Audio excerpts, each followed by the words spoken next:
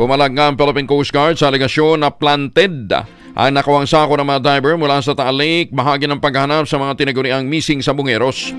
Ayon kay Coast Guard spokesperson Captain Noemi Cayabyab, bawat pagsisid ng kanilang mga diver ay nakataya ang kanilang buhay.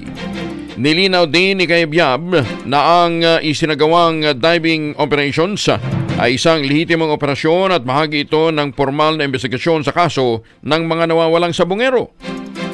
Umabot na ngayon sa 5 sako ang nakukuha ng mga diver na sinasabing naglalaman ng buto ng tao.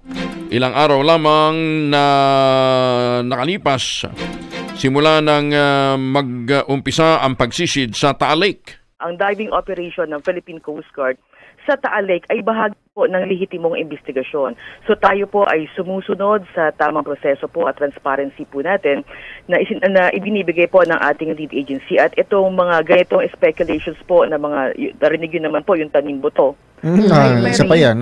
Itong tinatanggi ng Philippine Coast Guard. So ang ating pong layunin sa direktiba rin po ng ating komandante na si Admiral Gavan na ang bawat diving operation po ng Philippine Coast Guard ay makatulong at makapagbigay linaw at hustisya, lalo na po sa mga pamilya.